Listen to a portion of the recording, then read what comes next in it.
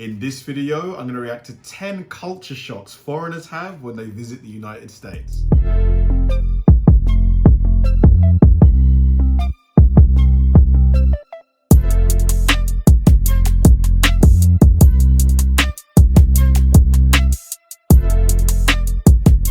Hi guys, and welcome to another episode of Kabir Considers. This is the place where I react to music, media, sports, anime, anything related to popular culture. I'll watch it with an open mind and give you my 100% honest reaction to it. And if you could please hit that like button early, I'd really appreciate it. Now, this should be a fun one because the US and the UK are both very similar. Like a lot of the ways we live our lives, a lot of the values we have, a lot of the beliefs, are very similar, but there are, little things here and there that are quite different, whether they are, the size of the stores. Like, for example, your biggest stores are much bigger than ours. The fact that you guys tip more frequently over there, the names of things, like over here, we call it like tissue paper. Over there, you call it napkins, I believe. So there are quite a few little things here and there. So, but I've always wondered, what are the biggest things, that if someone, from, let's say, Europe flew over to America, the things that would be the most shocking, the most different. So when I was recommended this video, I knew it was going to be a fun one that I had to get to ASAP. So let's go. This is going to be me reacting to the 10 biggest culture shocks that foreigners get when they visit the United States. Let's do it. Hey there, fellow travelers. Mark here with Walter's World. Today we're in Springfield, USA. Yes, the home of the Simpsons. Well, actually not the actual home of the Simpsons. There's actually about 20 or 30 Springfields throughout the US. This just happens to be Springfield, Illinois. And today we have... I've always wondered what Springfield is the one from the Simpsons. Did they ever disclose it? They probably didn't, right? Have for you are 10 things that are going to shock you about when you come to the U.S. because there are things that do shock people when they come here. How many flags are flying all around every single city, and how many Starbucks and McDonald's are in every single city, and the Americans actually eat cheese that's in a can that they spray in their mouth. What the heck is that? Or look, no need to refrigerate. And I'm not even talking about the politics of the U.S., which is also a shocking kind of thing. Today we're going to focus on our 10 things that shock foreign tourists when they come to the U.S. So let's get started, okay? All right, so the first thing that's going to shock you when you come to the U.S. are the sizes of the U.S. Now, when I talk about sizes of the U.S., I mean the actual size of the U.S. This country is huge. I mean, it's the size of a continent, okay, when you want to get around. But also the sizes of the food you get here, the portion sizes, free refills. Oh my God, it's soda without end. But also the size of the people. And that's why I really kind of focus on the size of the U.S. as that first kind of shock, because I'll meet tourists that are coming to the U.S. and they're like, oh, I'm going to fly into New York, just rent a car in New York, drive down to Miami, and then drive over to Las Vegas to do... Yeah, that was me, because obviously I'm planning this this kind of 2-month trip to the States, and I thought that I'd be able to pretty much see every coast, pretty much every kind of different climate in the US within a month or two. And I'm having to kind of rejig my expectations a bit because I don't want to be constantly in a car. But then I thought maybe if I fly around, it would be much easier. So that's probably the way I'm going to go. This trip is probably going to take place, I'm hoping, maybe January. So yeah, I'll probably just fly around, try and book things in advance, maybe October times, November time-ish. So yeah. Some gambling. That shouldn't take so long. I mean, it's all in the same country. What you need to realize is the U.S. is huge. That drive from New York City to down in Miami is going to take you 18 hours straight of driving. That means no potty breaks, no getting food, no getting gas, 18 hours straight. Oh no, of course, no construction, no traffic jams, nothing like that. I mean, it's literally, 1,300 miles or about 2,000 kilometers just from New York to the tip of Florida. And then if you want to go from Florida to Las Vegas, well, that's another 4,000 kilometers. And it is huge. 4,000? Yeah, you have to fly that one, surely. The longest drive I've been on in my life was about 300 miles. From London to Exeter. That's the longest drive I've been on. Actually, no. From Lagos to Ocean State was 4 hours.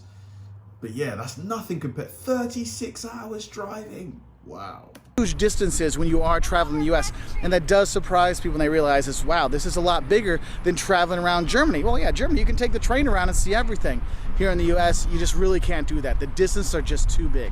And of course, with those sizes, I said the portion sizes here.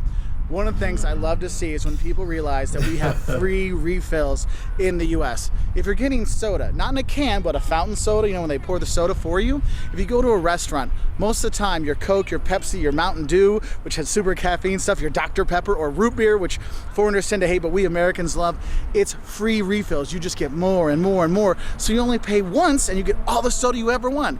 Sadly, that free refill stuff doesn't count for alcohol. Dang it.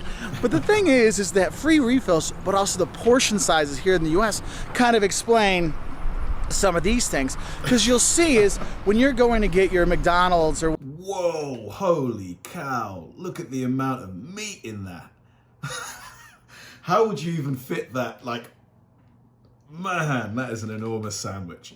Oh my God. Whatever, in Germany, you get the large there, okay? The large is a half liter. Well, the large in Europe is just a medium here. Because here, you can get literally larges that are like this big. What? It is insane, the portion sizes.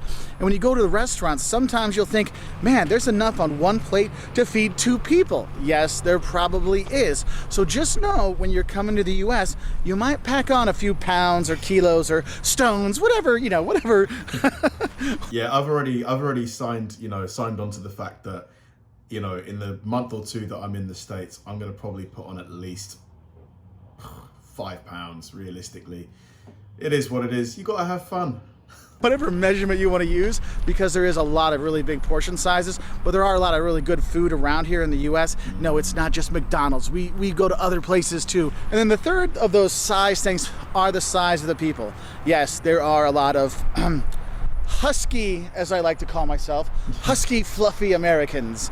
Yes, we do eat a lot, and no, we don't go around a lot. We're driving a lot and things like that, and so you will see a lot of big people here. But the thing is, not every American is a big, fat slob like me, okay? There's all kinds of shapes and sizes of Americans that you are here, so don't just think every American just goes to McDonald's and gets fattened up.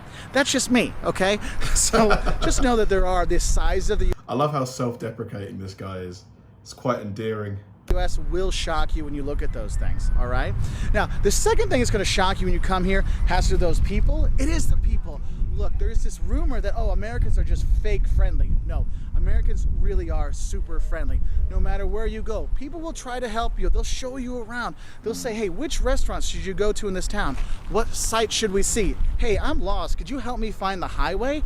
People are really nice from the US, and at different parts. You go to Minnesota, they're insanely friendly. In the South, they're insanely friendly. And that's one thing is people need to understand is the US, we do help each other out. We do ask you, hey, how are you? Hey, how's it going? How can I help you? And to me, that's great. You know, you want people who are, you know, friendly, believe in community. You know, I think that's just such a great thing that's kind of dying out a little bit. It's just, you know, things are just better when people work together and are nice to each other. These are normal things, and that service kind of scares tourists when they come. They're like, I just walked in the store and they're asking me, how can they help? I don't even know what your store has yet. How can you help me when I don't even know what you have? Look, just know that in the US, we're all about service. We're going to ask you right away, what can you get? What do you need to drink? What do you want to order? Can I help you with your clothes? What are you looking for? That is just how we work here. Another thing is when you look at the US, you're going to have a big mix of people here. There's no one American. You know, you always have these stereotypes of this or this or this of Americans.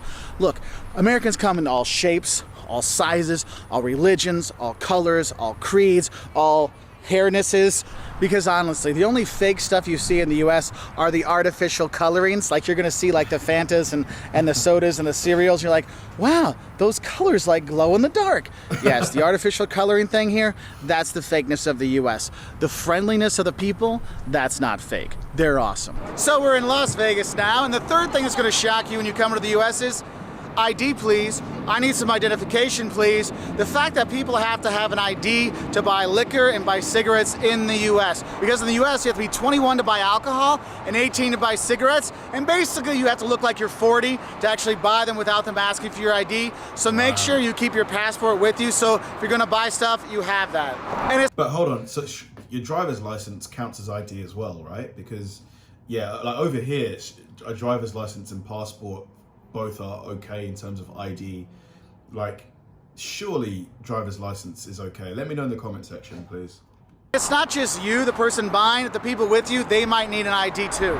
All right, we've left the desert of Vegas. Now we're here on the coast here in Florida. And the fourth thing that's gonna shock you when you come to the US is the price is never actually what you pay in the US. Now in Europe and other countries, you already have this VAT, value added tax, that's already put into the price. Here in the US, we have what we call sales tax, which is added on after you buy the product. So if you go to a McDonald's and you say, oh, I'm gonna get a hamburger on the dollar menu, I've got $1, I should be able to buy it. No, that $1, then you gotta put the tax on top of it. It can be anywhere from, 7 to 15%. Some states have it, some states don't. It can vary between locations. So that $1 cheeseburger or hamburger can actually cost you $1.10. It gets really frustrating when you think about it, because it's not just sales tax that gets added onto a price. If you go out to a restaurant, you also have tipping. And tipping in the US is traditionally between 15 and 20% at a sit-down restaurant. So think about it. You go to a sit-down restaurant, right? So you got a $100 bill. Okay, I got a $100 bill in my hand, and the bill for the meal is $100. I should be fine. Oh no. That $100, well, you got to add on another 10% because of, well, taxes, right? And the sales tax, and then another 15% on top of that for tipping. So now your $100 bill for a dinner is actually $125. And I know people might not agree with tipping, but that's how it works in the US. They're not paid a great wage, but they make a lot more money on tips, and that's why you get this good service we kind of talk about sometimes. That's where that comes from. Now the fifth thing we have that shocks people is when you come here, you think, oh, the US is so developed, they've got all this stuff here, they must have good public transportation. Good and... The way he laughed there. Public transportation in the US do not go together. Yes, there are some cities that have decent public transportations. Chicago, New York, Boston, big cities, you probably can get some decent public transportation within the city. But a lot of places out there, there's either no public transportation or very limited transportation, or public transportation that a tourist would not want to ride on. I would say that does get kind of frustrating. We're like, wait, you've got all this stuff, but you know what? You gotta drive everywhere. Because I would imagine by not having great public transport everywhere, that must really, really increase the traffic, because obviously everybody needs a car, there's more cars on the roads, there's going to be more traffic inevitably, right? At least that, or at least that's what I would assume. Let me know if that's not quite the case. It's probably the case maybe in the bigger cities that don't have public transport, but in the more rural areas where they're not as densely populated, that might not be an issue. Anyway, the sixth thing that's going to shock you when you come here are the toilets, and specifically the public toilets in the US. Look, I know I talk about toilets a lot on my videos, and actually one of our fans made a video of just me saying toilet, toilet, toilet in all these different places. But I'll be honest, when you come to the US, public toilets are free. There's tons of public toilets, and restaurants have them free for everybody. But the thing is, public toilets in the US are usually kind of gross. But what I think is funny is when you look at toilets in the US, I get a lot of friends of mine coming from around the world. They're like, oh my God, your toilet has so much water in it. And yes, the US toilets do use a lot of water. Now they're starting to get the lower water content toilets, but there are a lot there. So you're kind of like, oh my God, am I supposed to wash my feet in the toilet here? Or do I go to the bathroom in it? It's kind of crazy. And probably another toilet thing that shocks people is when you go to a public place and they have toilets, there's so much space between the doors. Like you can literally look through the crack and see who's in there doing their business, what business they're doing, what book they might be reading, okay? Because you can look through the side of it, and then underneath there's like this much of a gap underneath, so you can see, oh, are there feet there? But literally you can see everything. Wow. So those public toilets really are quite public when you are there. I would love to know why there is the gap. Like, is it a safety thing? it's easier to get the door open in case someone, you know, passes out in there, like maybe ventilation, perhaps. I'd love to know. And that does kind of shock people when you are there. But what is cool is you do have the toilets all over the place. They are free everywhere around the US, so that is a really cool thing. So we've moved from the sunny coasts of Florida to the sunny coast or banks of the muddy Mississippi River. And the next shock we have for you coming to the US are the Americanisms when you come here. Look, there are things that are typical USA, and part of that is USA, USA. Yes, one of the Americanisms here is the patriotism in the US. You will see the flag flying all over And I think that's great. You know, why not be proud of where you're from? Like, you know, anyone, I don't know why anyone would have a problem with that, like taking pride in one's home, you know? I think it's great. The place, and the people, they love America. America, you will see that. And some of the kind of quirky things about Americans when you do come here, you will see, and just America in general. You know, I talked about the toilets. Well, one of the things about the toilets is by the toilets you always see this kind of silver box next to it, and people are bending over at it. You're like, what's going on here? It's a water fountain, okay? We like to give away free stuff here in the US, whether it's free water or free bread at a restaurant, or go to a Mexican restaurant, you have chips and salsas until you vomit and you don't have to pay for it. I mean, there's so many Americanism little things when you're here with the flag. How much we love it? You'll have American flag t-shirts. Heck, you can have American flag undies, okay? You know, we joke about, oh, Americans and their fast food. Well, literally, there is fast food all over the place, and yes, we do have McDonald's everywhere, but we've got more than McDonald's. You've got Culver's in the Midwest. You've got In-N-Out Burger on the West Coast. What a Burger in Texas. Shake Shack in New York. And you have all these fast food places all over. Man, when he just named those burger places, I'm just thinking, oh my God, I need to eat a burger. I need to get to In-N-Out. In-N-Out and Whataburger, I've heard, are excellent, so I need to get there ASAP. The place with their super huge drinks. The large holds 1 liter. I believe that's what you people call liters, okay? And oh, and liters. Well, there's a whole thing right there that Americans don't get. Do you know the only way Americans know the metric system is because of our soda. This is a 2 liter of Pepsi, this is a 2 liter of Coke, and you know what? That's how we know liters here. It's by our soda sizes, okay? Otherwise, we use gallons, we use feet, we use inches, we use miles. That's how they do it here, and a lot of tourists have a hard time with that when they're trying to figure out, well, how much is a gallon? A gallon is about 4 liters, just so you know, okay? It's like 2 of these out there. Oh, in the US, how you get great quantity discounts. See this Coke? This was $1. See this Pepsi? This was $1 at Walmart. Love you, Walmart. And let's not forget about the Walmarts out there. That is crazy cheap. You know, a liter of Coke is $1. So what's that, about 70 pence? A liter of Coke here, you're looking at least £1, about £1.50, maybe £1.60. So that's what, maybe $2.30. Man, we're getting ripped off over here. This isn't fair. There, 24-hour shopping. Think about it. Yesterday, my oldest son, spilled ketchup all over himself, crashed his skateboard and ripped up all his clothes, and so he really had nothing left for today. So guess what I did at 2 o'clock this morning? I went to Walmart and got some Coke and Pepsi, and I got them closed at 2 a.m. And we love it when we come here, and that's why tourists love it when they come here. From the friendly people to the 24-hour shopping to the cheap soda. Hey, I know you can drive those 20 hours from Florida to Illinois if you have a couple of these with you. Woo-hoo, go a little crazy. But that's the thing, is there are these really fun. Is that Red Lobster? I've been there a few times. Love that place. There's probably better seafood places in America, but Red Lobster's the only one I've been to. Americanisms when you do come here, and that's one of the things. All you watching, if you have those funny Americanisms, please put in the comment section below, because we're going to make more videos on funny little American things when you are here. But anyway, I guess I'll go into the next kind of shocking thing when you come to the US. And our 8th shocking thing, we're going to go back to that, metric system that we only understand. the soda, it goes into the driving, okay? Here in the US, people get shocked about the driving, and I know I talked about how there's a lack of public transport and you have to drive when you are here, but when you do drive when you're here, you will be shocked how big the roads are, how big the cars are. Oh, and also, they're all automatic, okay? If you can find a stick. Really? People don't drive manual in America? That is super interesting. Like, my car's manual, and Like automatic is easier for sure, but there is something fun, you know, about changing gears manually, like operating the clutch control. But yeah, automatic is easier. Can't even lie. It definitely is easier. Stick shift, good luck. And yes, you do miles per hour here, not kilometers per hour, miles per hour. And the speed limits, they change all over the place and you never know when. It's like, oh, it just changed, and the cops get you. Oh, there's a shocking thing. You know, some countries, they just have the camera that takes pictures when you're going too fast.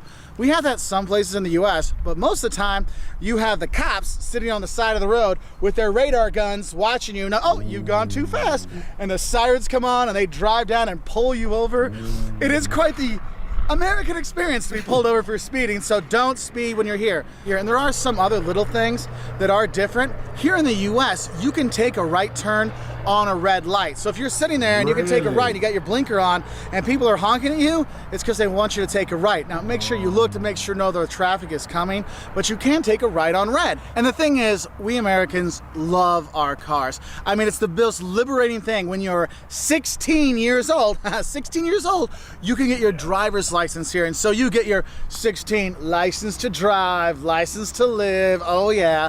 And that's part of the US culture. We eat in our cars, we drink in our cars. Soda, don't drink and drive. The cops will throw you in jail. They don't care what country you're from. You will go to jail. Don't drink and drive, but you know, drink your liters of Coke and Pepsi. And so the ninth thing that's going to shock you when you come here to the US, oh, we're here in Boston, kind of the heart of history of the US and the American Revolution. And the ninth thing that's going to shock you when you come to the US is you will see a lot of homogeneity, i.e. that means like everything's kind of very similar everywhere you go, but also you will see definite different cultures and history in the US. We get tons of comments saying, oh, the US, there's no culture there, it's just McDonald's, and there's no history there, it's too young. Oh man, look at this. What is that? Whatever it is, I need some. It looks like fish and chips, actually. Is this fish and chips? Yeah, because that's tartar sauce, right? Oh my God. If only I could reach in and grab that. Whew. No, there is history and there is culture here, but on the other side of it, there is a lot of homogeneity. So when you go travel around, you see the same stores. You'll see, oh look, there's an Old Navy. Oh look, there's a Sephora, and you'll see the same stores again and again. And it gets kind of repetitive, especially when you're going into the suburbs and kind of the newer cities and newer towns. It really looks like, I mean, I can't tell the difference between going to one city in one part of the country versus another when you're doing that shopping experience or hotels and things like that. Wow, look at this. This looks like a cool place to go for a walk. That'd be fun. So it does get kind of shocking when you're like, what town am I in? It seems the same. But having said that, there are distinct cultures and regions here in the US, and that does shock people, because you come here to the Northeast, to New England, you know, they have definite different food. You know, you gotta have the clam chowder, and they have the, what they call the the New England Shield, where they don't really talk to the people, but they're friendly once you get to know them. Or you got the South, where you got that Southern hospitality, where they feed you for days and give you tons of food and ask you how you're doing and all kinds of stuff. Or you got kind of like the cool, kooky West Coast that's out there. There's definitely different cultures here in the US, and it does shock people when they drive around and realize, yes, a lot of the stuff looks the same. Wow, what is this? Is this like some kind of a oldie worldy experience? Like they're living like they would, like people would maybe 200 years ago, something like that? Looks really interesting. But the people are different in different parts of the country. So just know that, yes, this homogeneity will shock you, but there are different cultures out there. Because, yes, there is fantastic history here in Boston and great museums around the U.S. The Getty in L.A., the Art Institute of Chicago, the Met in New York. I mean, you can have great history, you can have great art, you can have great culture when you are here, because this is a big melting pot of the world. And the 10th thing that's going to shock you when you come to the U.S. are the hotels. Look, you can actually get a good, medium priced or even lower priced hotel here in the US. There are tons of hotel chains here, you know, Hampton Inns and Holiday Inns and all these kind of places, and it's very standardized, okay? If you get a double room, you can probably put 4 people in there or 40 people in there, because the rooms are a lot bigger. When you get 2 double beds, you get a double room, it'll have 2 beds, i.e. 2 big beds. There's no 2 single beds pushed together like in Europe. So you have all this extra space when you are there. Now, one of the things that kind of shocks people when they go do the hotels here in the US is it's kind of like the relatively cheaper the hotel is, the more stuff they give you. Yeah, like he mentioned this in a previous video and I love it. But it's like, so you actually get a better experience in the cheaper hotels. And in the more expensive ones that you would assume you'd get the better experience, you have to pay more to get actually what you would get for free in the cheaper ones. Really blew my mind, to be honest. Really did. You go to a cheap chain hotel or a medium price chain hotel like a Hampton Inn or something like that, and you get free Wi-Fi, you get a free breakfast, like as much breakfast as you want. They're gonna have a pool, all kinds of really cool stuff. No resort fees. Oh my God! And then if you go to like an expensive, nice hotel, breakfast. Oh no, you get to pay for that. Wow. Oh, you want internet? Oh, that's $19 a day. You're like what? Oh, the pool? Oh, if you want to use the pool and do the fun stuff, you need to do the resort fees and pay extra. You're like, wait, I'm paying triple the price for a nice hotel and I actually get less amenities when I go there. It kind of boggles your mind. So when you come here, just know that you can actually stay in some of these chain hotels and it's not a problem whatsoever, okay? Read the reviews about them, but if you get a one Holiday Inn Express, it's pretty much the same throughout the country. Remember that homogeneity of number 9? That really does come out in the hotels. But they are clean, they are safe, and there is a lot of price options out there. So just know, if you want a lot of the free stuff, actually you go to the cheaper ones versus the more expensive ones who have better locations and kind of cooler rooms maybe, but make you pay for a lot of things. So it's kind of shocking. Like, wait, I get less for more or more That's for less? So weird. Yes, I know. The US with our stuff, it's kind of crazy. Anyway, those are our 10 kind of fun things that might shock tourists. If you want to learn more, check us out on our website at waltersworld.com. Have a great time. That was really interesting. I do love Walter's World. His channel is a really good resource for like foreigners who are trying to learn about the US and foreigners that want to travel there and just to know things and what to do. That last point that he mentioned was really, honestly, I've heard it before, but it really surprises me every time because like, I'm someone who, me and my family, whenever we would go on holiday, we would like to stay in the best hotel that we can afford, like whether ideally 5-star and things like that, because we assume that in a 5-star hotel you're gonna have the best experience. You're gonna have more included in the price. So to realize that maybe we've been doing it wrong, like it's pretty fascinating. I'll definitely when I'm booking my trip, I'm definitely going to look at the more sort of mid-range places and just, like you said, read reviews and things like that. Because yeah, absolutely. If I don't have to pay as much and have a better time, why not, right? But yeah, love this video. Really fascinating. Thanks for watching, guys. If you enjoyed this video, please like, subscribe, turn on bell notifications, and keep throwing the recommendations my way. I know I say it all the time, but they genuinely help me out because if I know you enjoyed watching something, I'll definitely enjoy reacting to it. So like, subscribe, turn on bell notifications, keep throwing the recommendations, and I'll catch you in the next one.